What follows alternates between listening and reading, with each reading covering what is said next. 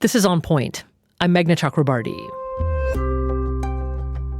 In March, Britain's National Health Service announced that it will no longer routinely prescribe puberty blockers to gender-questioning young people under the age of 18. In April, England's highest health regulator, the Care Quality Commission, announced that it would similarly enforce the ban among England's private clinics. The change follows guidance published last month in a highly anticipated independent scientific review of gender health services for children in England.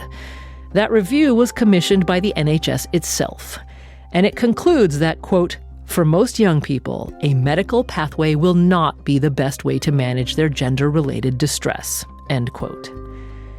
British pediatrician Dr. Hilary Cass led the independent review, now popularly known as the Cass Review.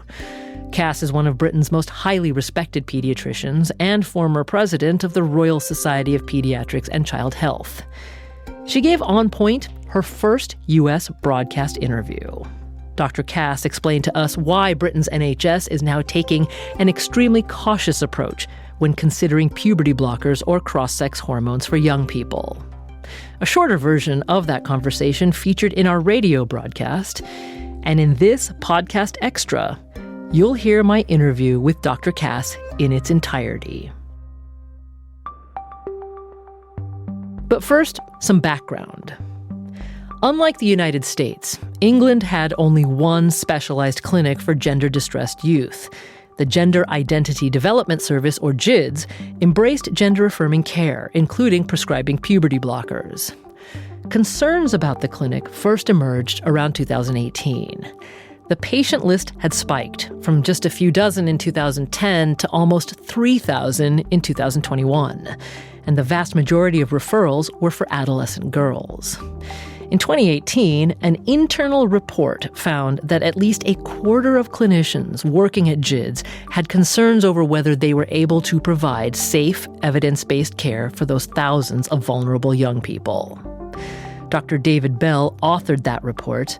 He began speaking publicly a few years later. And about 10 people, all expressing deep concern about the treatment being carried out at that clinic and the damage that was being done to children, and the inability to get anybody to listen to them. At least one or two of those therapists was no longer sleeping because they felt they were unwittingly being complicit in causing harm to children. A BBC investigative documentary soon followed. And then, in 2020, a former patient sued the clinic, claiming that children could not properly consent to using puberty blockers. That case went to the UK's highest court. Today's landmark judgment will make that entire process a lot more complicated. Specifically in court, they looked at the issue of under 16-year-olds. They found that a child could not always realise the long-term consequences of taking puberty blockers. Those events prompted Britain's National Health Service to investigate. In September 2020, the NHS announced it was commissioning Dr. Hilary Cass to lead a large independent review of services for gender-questioning children.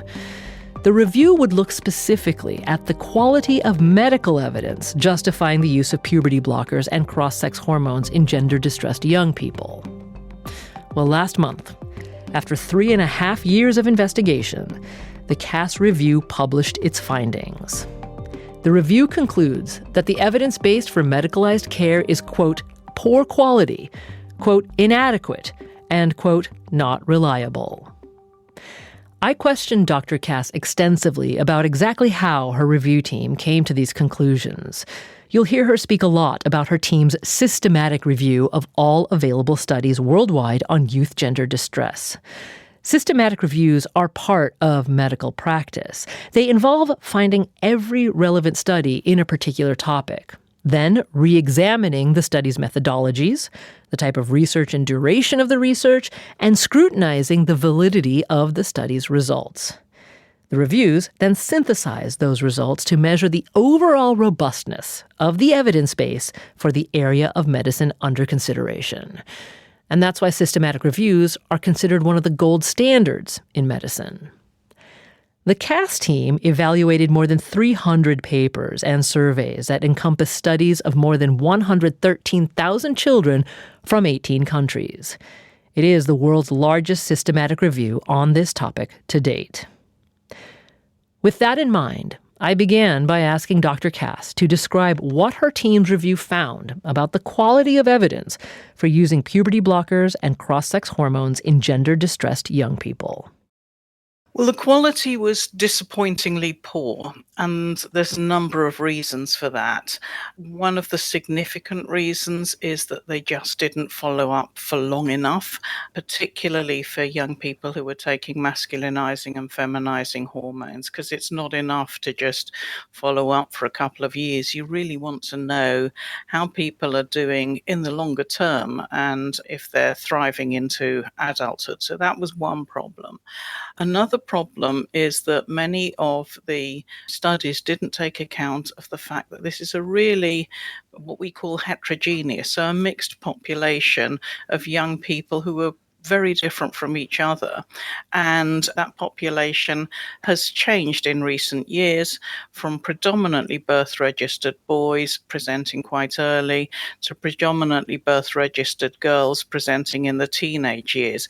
Now, also, they have much greater complexity in their presentation. So within that group are young people with autism, there are young people who may have other complex mental health issues, there are young people who may have had a series of traumatic events in early childhood. And for each of those young people, you need to think about how all of those factors are going to impact on how well they do. And so you can't take the results of how somebody does if they are presenting as a child and have had consistent long-term gender incongruence from, say, when they were 4 or 5. They may not have the same response to medication as somebody who is presenting considerably later.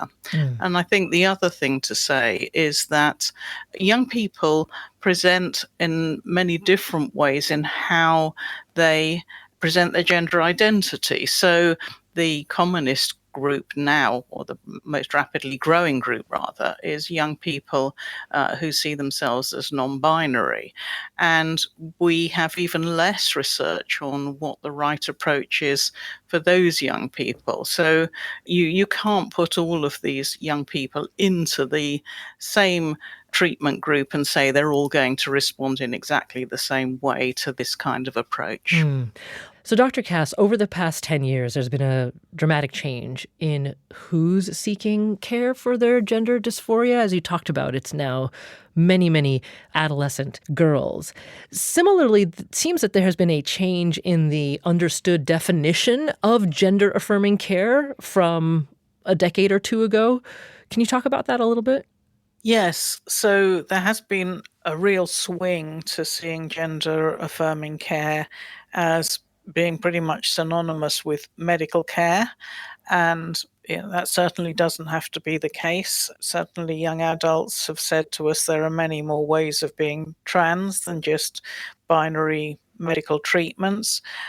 Conversely, it's really worth saying that just giving hormones without supporting people is not helpful. And an adult trans person said to me the other day, if you just get the hormones, that does not make years of dysphoria go away, and you need some therapeutic support as well. Okay, so more specifically then, in the systematic review of studies relating to the use of puberty blockers, we should say that puberty blockers do have quite a well-established evidence base for use in some situations, right? For example, children with precocious puberty, or there's also some adult cases where puberty blockers can be used, right? So they are an accepted treatment for certain things. Absolutely right. Yes. So in the UK, they are what's called licensed in children if you have precocious puberty. And the difference with those children is that they have hormones that are abnormally high at too early a stage, and that's what puts them into very early puberty. And there's been extensive studies of using puberty blockers just to stop that very early puberty, and then when they restart their puberty at a later point, all the long-term studies have been very reassuring, and that's why they're licensed for that group. It's a very different thing to take a young person whose hormones are going through the normal increases that you expect to see in puberty and pausing that, because during puberty all sorts of things are going on. Your brain is developing very rapidly. You're developing what's called your executive functioning, which is how you do some complex problem solving, complex judgment abilities, and you're also developing your sexuality and developing your identity. And we just don't know what happens if you put brakes on all of that. Okay. Specifically in the review report, there's a discussion that there are claims, actually from quite well-respected bodies, including here in the United States, that providing puberty blockers as a form of treatment and care for gender-questioning youth, they're prescribed as treatment because they can alleviate gender dysphoria. They can improve mental health of young people who are genuinely suffering. Did the systematic evidence find an evidence base for those goals or aims? Okay, so that's a really important question, and we have to go back to how the thinking started about use of puberty blockers. So, as you know, this started in the Netherlands, and a consultant who'd worked in adult gender services was seeing poor outcomes in some of her patients, and she felt that the reason for that is that they weren't managing to pass in adult life. And when she moved to working in children's services, she reasoned that if you could stop puberty before you developed irreversible features of male puberty, dropping your voice, growing facial hair, that might help you pass in later life, and that would give you better psychological outcomes. So that was the first part of the thinking. And she had a second key thought that if you could pause puberty, it would just buy young people more time to think and to work out who they were, understand their identity. So those were the two things that she originally thought would be advantages of this treatment. And then the Dutch went on to look at other outcomes from treating their first cohort. And as you say, the particular things they wanted to look at was, does this improve mental health, reduce distress, and also does it improve body image? Does it reduce the dysphoria? And the Dutch found that there were some improvements in mental health of those young people, but it didn't affect the dysphoria. So in the UK, we attempted to reproduce that using exactly the same approaches as the Dutch. And disappointingly, the team did not find improvements in mental health. In fact, some young people got worse. Some got better, some got worse, and some made no changes. And that's the sort of result you might expect from a treatment that's not particularly effective for those outcomes.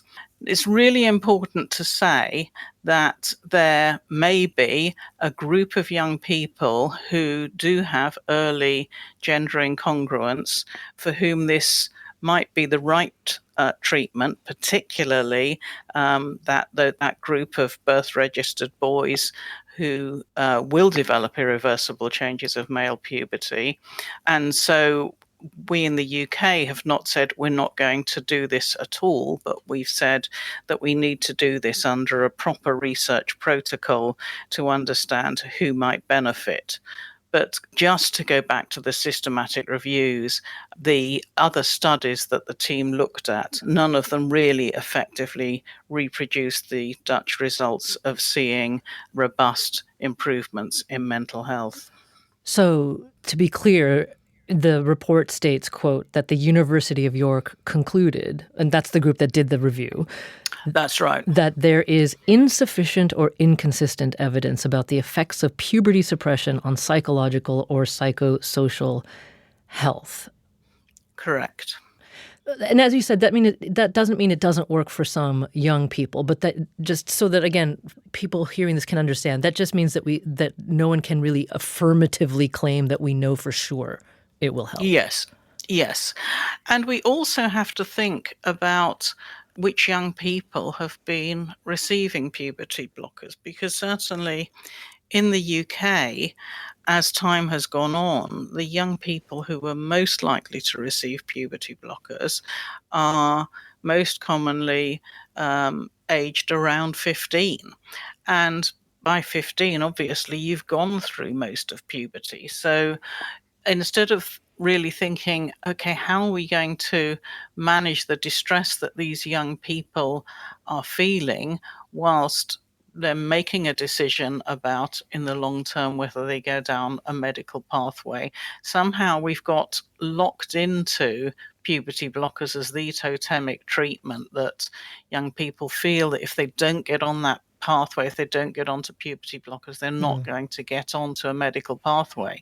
But actually, if you stop and think about it, there are many different ways in which we can manage distress and anxiety in a 15-year-old that don't involve puberty blockers, and yet we've somehow, stopped short of trying those just because puberty blockers have become, so widely believed to be effective. This is a really, really important point that's been brought up by the Cass review about, did the focus on trying to provide medical forms of therapy perhaps overshadow other forms of care? So I want to read to you. This is from 2022, and this is from the United States Department of Health and Human Services Office of Population Affairs. And they stated in 2022 that, quote, research demonstrates that gender-affirming care improves the mental health and overall well-being of gender-diverse children and adolescents, because gender-affirming care encompasses many facets of healthcare needs and support. It has been shown to increase positive outcomes for transgender and non-binary children and adolescents, end quote. Now, I should say that they're speaking about gender-affirming care overall and not just exclusively medical treatments. But there's kind of a gap there, though, between what seems to be the conclusions of the Cass review versus that statement, which is not uncommon from the United States. One of the things that young adults said to us, we spoke to young adults directly through the review, and we also had some qualitative research, so some researchers talking to young adults as well. And one of the things that they said is, I wish I'd known when I was younger that there were more ways of being trans or expressing my identity than just a binary medical pathway. And it may be that they're gender fluid, it may be that they're non-binary, it may be they're binary trans but haven't medically transitioned, and equally it may be that they have gone down a medical transition path. But I think when people are younger, they often have only understood one or two options, and there's a whole range of options that are open to them. And so a lot of what the focus of our review has been on is saying, what do we do to help these young people to thrive, and how do we give them the widest range of options that also don't foreclose for them? I just want to recap so that the systematic review found that there's insufficient evidence or inconclusive evidence about the effect of puberty blockers on mental and psychosocial health or in the alleviation of gender dysphoria. There's also the question of, there have been competing claims about whether puberty blockers have negative impact on a young person's bone health. Again, those results were inconclusive, and we need to follow people up for much, much longer. I think one thing is important to say about the physical side effects of treatment, whether it's on bone health or whether there may be long-term cancer risks or any of those things. And that is that for somebody who is going to go on and have an enduring trans identity, to some degree, the physical costs of treatment are almost, a very small, are outweighed by the fact that there is no other way for them to live a life that manages that dysphoria that they've experienced. So the tricky thing for children and young people is not knowing which young people are going to go on and have an enduring trans identity. So I think you have to weigh those physical side effects with that in mind. Okay, so you've said several times that it's tricky, if not impossible, to know which young people will go on to have an enduring trans identity. But the review also finds that the vast majority of young people who did begin puberty suppression went on to having cross-sex hormones treatment. From some perspectives, that might show the success of the puberty blockers, that the children who identified as trans and then began puberty suppression did so correctly because then the next step was cross-sex hormones. Yeah, and that's one of the really tricky questions to understand, because we need to view this in the broader context of what's happening to adolescents and adolescent girls in particular across most of the English speaking world. And they do have higher rates of anxiety, of depression, of self-harm, of suicidal ideation, of distress about body image. But if in the early part of your puberty, for those multiple reasons, you feel a level of distress and discomfort with your body and your identity and yourself, and you feel socially isolated and you're not meeting what are deemed to be social norms, and you then go on to puberty blockers, then you go through an extended period where you haven't got the typical hormone surges that might be part of working out your sexual identity, your personal identity, and so on. And then you go on to testosterone, which is a powerful hormone and which will give you a strong libido and start to masculinize you. That may be absolutely the right decision, but conversely, you have very little experience of your own puberty and probably very little basis on which you might change your mind because you feel good on your testosterone. We have absolutely no way of knowing whether we have changed the trajectory for those young people. It's a huge unknown. And so the more we can let young people go through their typical puberty and work out their identity and leave their options open as long as possible, the more likely it is that they will make the best possible decision. More of my conversation with Dr. Hilary Cass after this short break. Support for the On Point podcast comes from Indeed. If you need to hire, you need Indeed. Indeed is your matching and hiring platform that lets you find candidates fast. Ditch the busy work and use Indeed for scheduling, screening, and messaging so you can connect with candidates faster. And listeners get a $75 sponsored job credit to get your jobs more visibility at Indeed.com/onpoint. That's Indeed.com/onpoint. Terms and conditions apply. Need to hire? You need Indeed. Support for this podcast comes from Is Business Broken? A podcast from BU Questrom School of Business. A recent episode featured a debate about ESG, or environmental social governance. This sounds like more work than just putting your money into a social impact fund. It's a lot more work. Yeah. Anybody who thinks there's an easy solution here is either engaged in puffery, greenwash, or deceiving themselves. Stick around until the end of this podcast for a preview of the episode.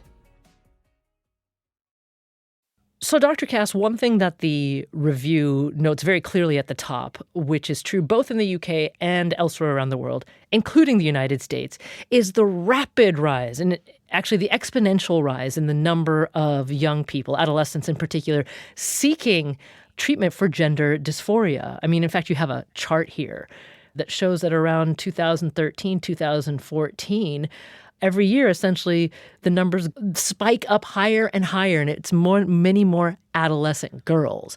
What do you think, or what did the review seem to find in terms of what may be driving that rapid rise? That's a really good question. So we looked at what we understand about the biology, but obviously biology hasn't changed suddenly in the last 10 years. So then we tried to look at, well, what has changed?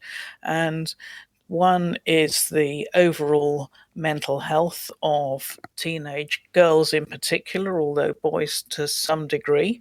Part of this is something to do with the well-being of girls, and that may also be driven by social media, by early exposure to pornography, and a whole series of other factors that are happening for girls. It's a tough time to grow up.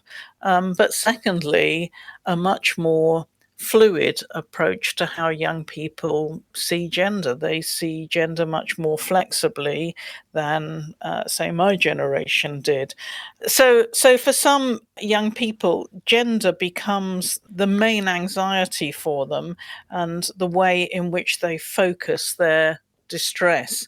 And just as an example, a colleague of mine described a not infrequent sequence of events, which is a young person comes to clinic, a birth registered female who's very distressed by her breasts, is identifying as male, and the first thing she may do for that young person is put them on the pill to stop their periods. That's a much more straightforward intervention than puberty blockers. If she's binding her breasts, it's really important that she does it safely. So the nurse in the clinic will show her how to do that safely. And then often by the next visit, that young person is less anxious. They may still be choosing to identify as non-binary or using he, him pronouns, but the heat has gone out of the gender distress and they're then able to talk about other issues. And over time, they may go on to have a trans identity, or they may decide that the issue was around their sexuality or a series of other issues. So is that in conflict with what the American Academy of Pediatrics has said as recently as last year? I mean, they said that when a child declares their gender, quote, we operate under the assumption that what they're telling us is their truth, and that the child's sense of reality and feeling of who they are is the navigational beacon to orient treatment around. So what's different about children and adolescents is that they are evolving and developing, and how a young person feels at any point in their life is real. It's as real as it is for any adult. But I think the important thing is that young people are in a developing state, and how you feel at 7 and 10 and 20 may be quite different. So people are developing, and the more they can keep their options open, the better it is for to do that if it's possible. Is that why the review recommends that children and adolescents not go on a medicalized pathway because of the mercurial or the evolving nature of that sense of self until later in life? Yes, so brains are developing until we are into our 20s. Now, that doesn't mean that nobody should go on hormones under, the age of mid-20s. That's an individual choice, and our review's remit only went up to 18.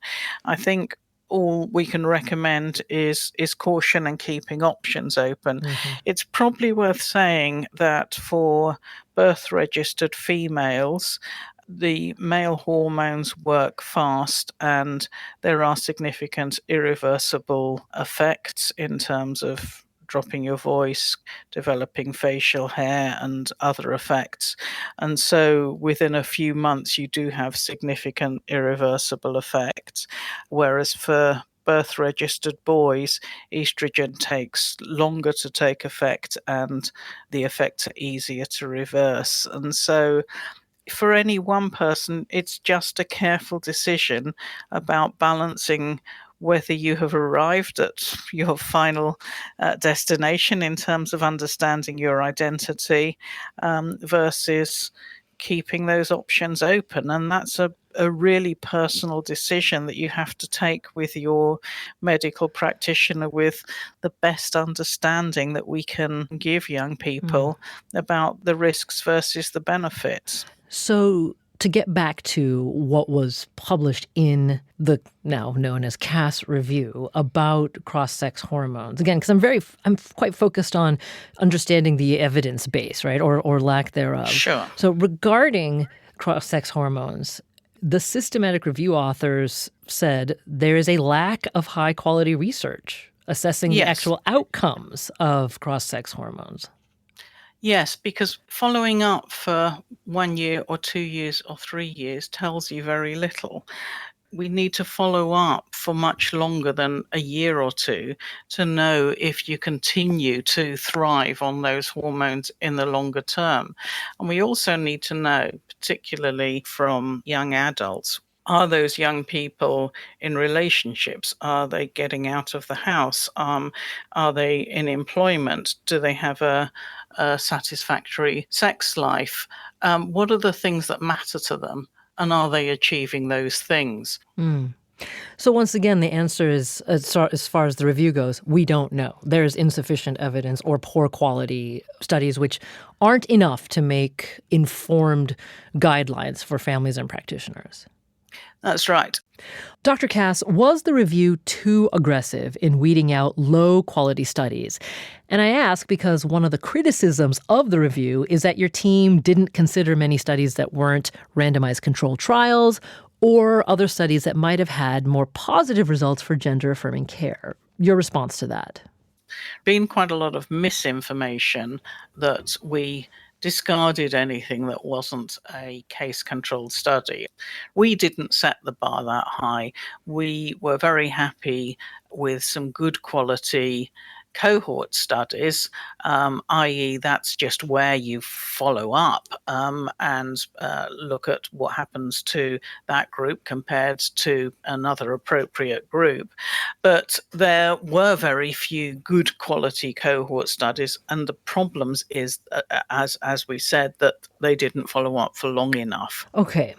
So there's another aspect of the report and the evidence that your team examined that is very important for us to talk about. And it, again, relates to mental health because by the time young people are seeking out help for gender dysphoria, they are quite distressed, right? And so, as the report says, it is well established that children and young people with gender dysphoria are at increased risk of suicide.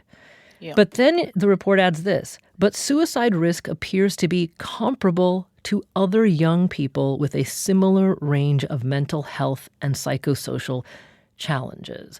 So first of all, what's the evidence for that and why is that important to understand? So the most crucial thing we need to know is how do we address that suicide risk? And how do we know if this is down to their gender-related distress and their and identifying as trans, or is it because they also have an eating disorder, or they're depressed, or they're isolated, perhaps because they're being discriminated against on the basis of sexuality, or a whole raft of other issues. And because a majority of these young people have all of these issues, then what you need to do is compare to what the population rates are of suicidality in young people who have all of those other issues but are not gender questioning. And that's where you find that the rates are fairly comparable. So we can't say that it is the gender questioning or the gender incongruence that's giving you additional suicide risk. So that's the first part. And so the second part is, does the gender affirming treatment pathway reduce that suicidality? And thankfully, suicides are still very rare in young people, although they're more common than we would wish, but they're not frequent events. So it can be hard to make sense of the data, but such data as we have shows that people do commit suicide both after they've had gender affirming treatment and before they've had gender affirming treatment. And we can't detect a difference in the suicide rates before and after treatment. Well, so the systematic review then, though, really combed over all of the studies essentially that are cited when people say that gender-affirming treatment helps save lives. I mean, that's not an overstatement on my part, because Admiral Rachel Levine, who is the Assistant Secretary of Health and Human Services in the United States, in fact, has said that gender-affirming care is, quote, quite literally suicide prevention care. So I'm sure you've heard similar things in the UK, but the review concluded that in a majority of studies that looked at a reduction in suicidality with gender-affirming treatment, found that the studies report that there was a reduction, but there were problems with those studies in terms of they didn't control for the presence of those psychiatric comorbidities that you talked about. And then there was another study that showed that suicidality and self-harm decreased, but out of the 109 eligible participants, only 11 of them had actually completed the questionnaire on suicidality and self-harm.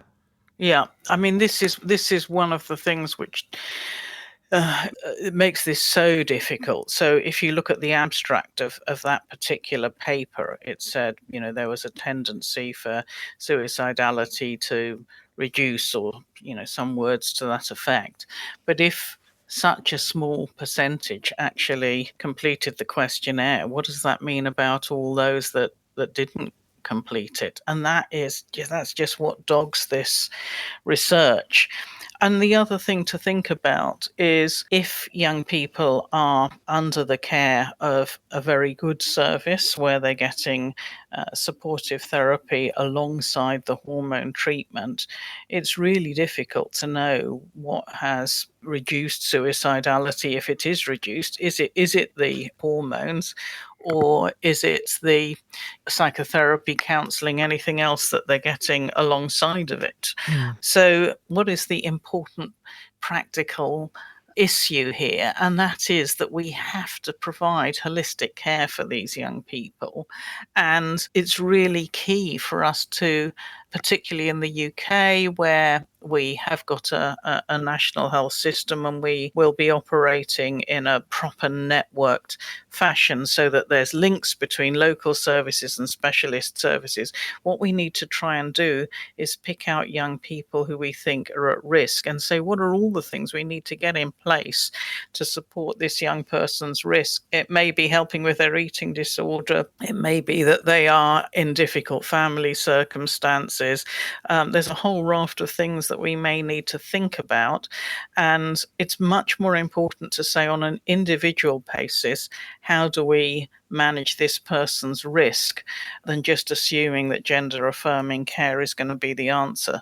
Well, the report also cites another potential challenge is that it's not necessarily that care providers have wanted to overlook the other problems, but the focus from the beginning, whether by virtue of the medical culture or even what the family and young person desire for themselves, has been on the gender dysphoria versus the other potential comorbidities. It's also been that people have been nervous about seeing these young people because there's so much toxicity in the debate and there's so little guidance and there's such poor evidence that a lot of local practitioners have said, this is just outside my expertise, and referred them straight to the specialist service.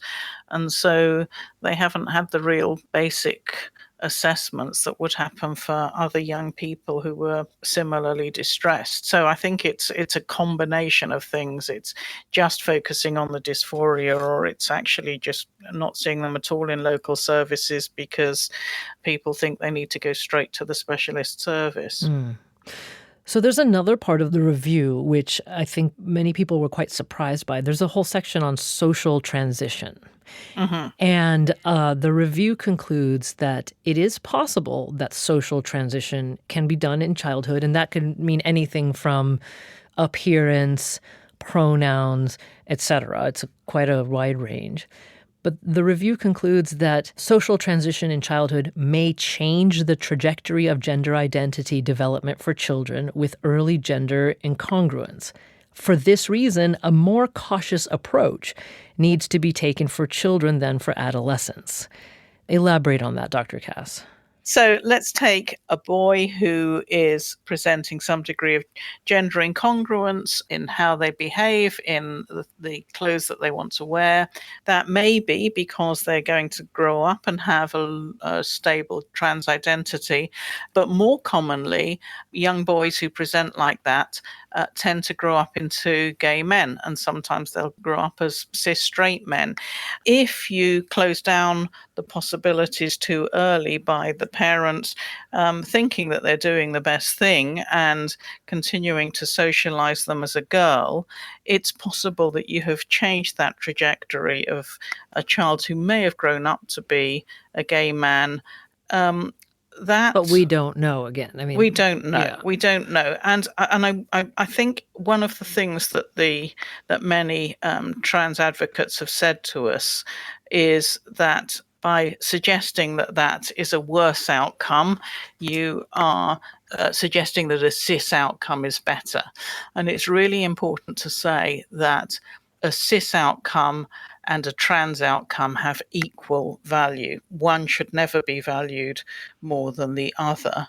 But it is the case that if you are going to go through a medical transition, that is going to have lifetime implications in terms of being on medication, in terms of potential adverse effects on your health. So it's really important to be absolutely clear that that's the right pathway for you as an individual. So if it wasn't for the medical intervention, I think this would not be such a challenging issue for us. Okay, so again, thinking of the very challenging navigation that families and in this case also schools have to undertake in dealing with social transition, to be clear, the report finds that there's insufficient evidence that's available to say whether social transitioning has a positive or negative impact on mental health for children, slight positive impact on adolescents. But then it goes farther and says social transition is an active intervention and that parents should be fully involved and that clinical involvement should also take place too. I think there were a lot of people who were concerned about those classifications and those recommendations, Dr. Cass. Yeah, I think for schools, they have got a significant problem in that some members of staff will be worried that a child has spoken to them in confidence and they may be at risk from their parents if the school staff speak to parents about it. In the UK, certainly our philosophy is that parents are well-intentioned towards their children unless you've got any very good reasons to suspect that that might not be the case. And secrets between children and their families living a different life at school from at home is challenging. A young person thrives best with the support of their family. So our advice is that wherever possible, parents should be involved in a decision. Also because parents may know things about the young person's history that school just don't know. Things like that they've been traumatized, that they've lost a parent, that they've gone through some kind of abusive situation, that they've had an eating disorder. And all of those things may have an impact on how that young person identifies. And if the school isn't fully in the picture, they may make a decision that doesn't take account of really important factors. So for all those reasons, involving the parents is advisable. Okay, so Dr. Cass, this brings us back to where we began, and that is you and the independent review team undertook the world's largest systematic review of all of the evidence and studies related to care for gender dysphoric or gender questioning young people. And we've gone over some of the conclusions about lack of evidence for puberty blockers, similarly for hormones, lack of evidence to say with certainty if gender-affirming care reduces suicidality. These are very specific and concrete conclusions in terms of evidence. It's interesting to me that I would say the world's largest and most influential body that provides guidance for trans care, the World Professional Association for Transgender Health, or WPATH, in their most recent standards of care document, they said that despite the slowly growing body of evidence, the number of studies is still low, and there are few outcome studies that follow youth into adulthood. Therefore, a systematic review regarding outcomes of treatment in adolescence is not possible. Yet, is that not what the Cass review did, a systematic review? Well, yes, and actually so did WPATH. So WPATH commissioned a systematic review from Johns Hopkins, which is obviously one of the most credible organizations in the US. But then they didn't refer to that in the youth part of their guidance.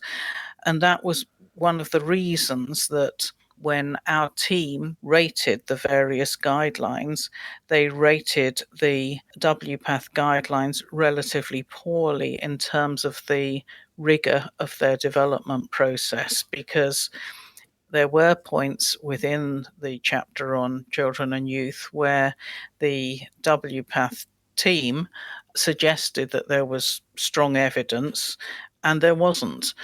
So there was a disconnect between the systematic review that they commissioned and the conclusions that they reached. When we talk about WPATH and their latest, their 8th standards of care, they do conclude that the evolving science has shown clinical benefit for transgender youth who receive their gender-affirming treatments in multidisciplinary gender clinics. And then they cite 3 different studies that they claim supports the assertion of clinical benefit. Okay, but the Cass review points out that one of those studies cited was that original Dutch protocol that we talked about that deals with a completely different cohort of young people. Mm-hmm. Then there's another study that had a 1-year follow-up showing actually very modest changes for young people. And also I think your team thought the study was too low quality and didn't even include it in your review. And then most remarkably, the 3rd study that WPATH cites is one that the Cass review said it's a study protocol and does not even include any results. Yep, that's right. So given that, it seems as if the Cass review team comes away with some pretty fundamental concerns about the quality of not just WPATH's guidance, but the guidance offered by the Endocrine Society, the American Academy of Pediatrics, other medical societies in other countries around the world. What's the common problem you see there? Yes, so you have read this extremely carefully, probably better than most of the UK commentators. I think the problem is that there has been an echo chamber of guidelines. So one of the things that the York team did was they looked at where guidelines had followed each other, and they found that most of the guidelines, there was a circularity between the Endocrine Society, WPATH, and a series of other guidelines. The ones that had not taken that approach and had really started with a clean slate were the Nordic ones, the Finnish and the Swedish ones. And I think the striking difference between those was that they said from the outset that this is a different population of young people, and their conclusions were very similar to our own. We'll have more in a moment. Did you kill Marlene Johnson? I think you're one of the first people to have actually asked. From WBUR and ZSP Media, this is Beyond All Repair, a new podcast about an unsolved murder that will leave you questioning everything. Somebody should be in jail for murdering my sister. A woman who's never been believed. As long as they think I have done this, then they're not looking for who actually did this. And that's what makes it a cold case. No, it's a botched case. And a search for the truth, once and for all. Wow, it just gets more interesting.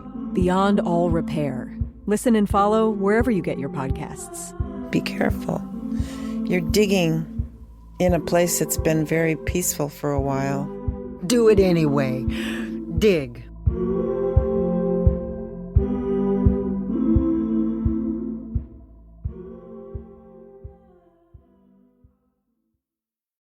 So, Dr. Cass, it's now been a month since the independent review was first made public. And of course, there's been quite a bit of response to it. I just want to quote some of the criticisms that have been made of the report. For example, the World Professional Association for Transgender Health that we just mentioned, they issued an email statement saying the report is, quote, rooted in the false premise that non-medical alternatives to care will result in less adolescent distress. And they criticized some of the recommendations from the report, which they claim would, quote, severely restrict access to physical health care for gender-questioning young people. Your response to that? So we've not taken a position that any form of care is best, but what we have said is that it is important that all young people get access to evidence-based, non-medical interventions that address the full range of their difficulties. So this group of young people, if they are depressed, if they're anxious, if they need an autism diagnosis, all of those things should be put in place.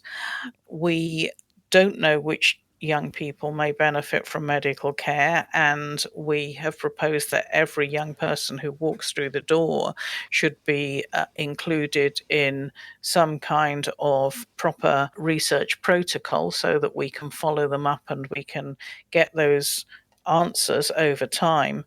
But for those young people where there is a clear clinical view that they may benefit from treatment, medical treatment, they will be given that medical treatment, but as I say, under proper research supervision so that we don't continue in this black hole of not knowing what's best. And I suppose another set of criticisms really are rooted in the fraught political activity around the issue of care for gender-questioning youth. I know it's been quite fraught in the UK, and you know how serious it is here in the United States. So many professional associations and advocacy groups are just calling the Cass report harmful, just flat out harmful, because it could be weaponized in order to further advance political goals to severely restrict or even end any kind of care for gender-questioning young people.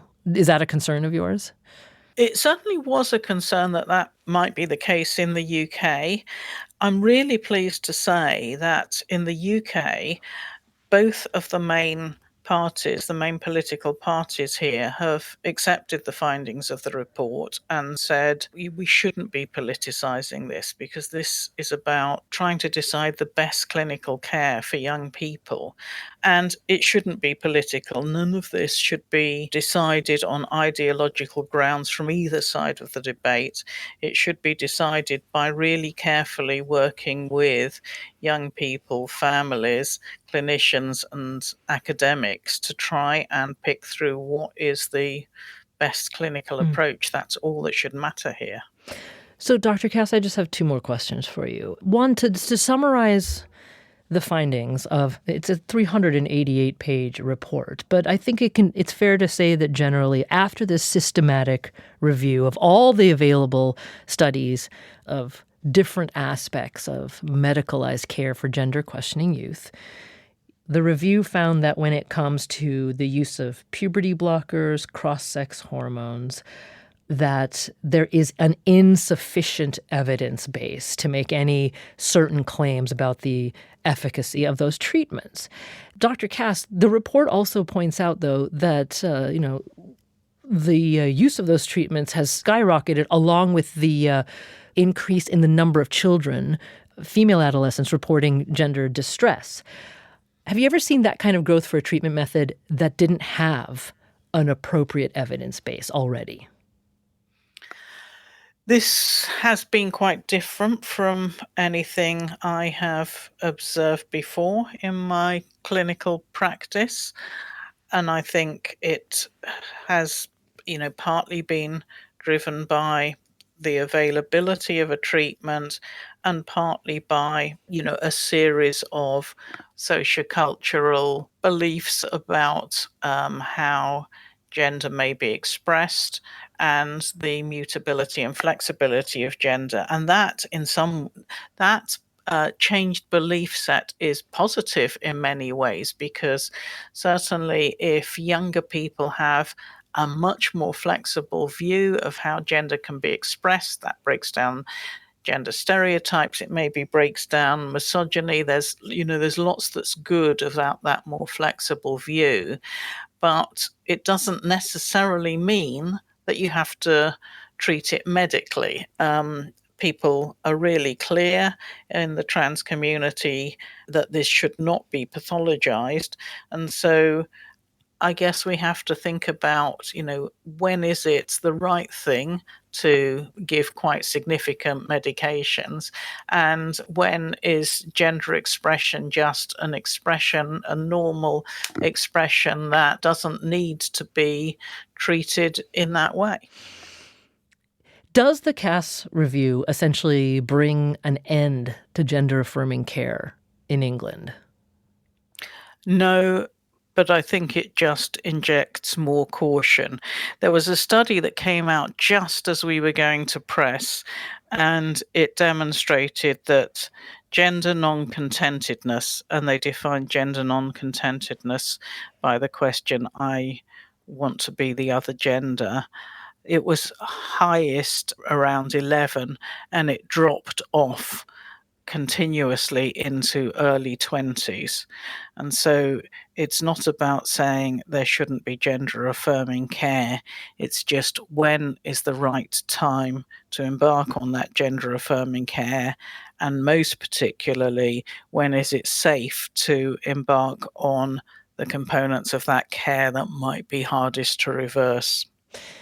You write in the report that gender questioning young people have been failed by the medical establishment, by the NHS in England. In order to recover from that failure, what does the report recommend change for the treatment of young people?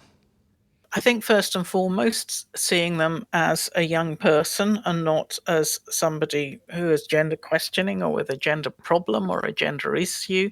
They are a young person first. And I think one problem has been just seeing them through a gender lens.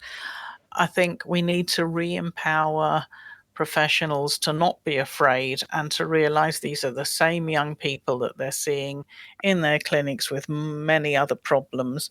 And in the long term, I think if young people could walk through the same door, that doesn't have to be labeled gender, but is a clinic for young people to talk about a range of issues, whether it's their mental health, their sexual health, their sexuality, and their gender. And they could see somebody who would really see them as a whole person and work out what the care package is that they need, then I think they would get a much better deal.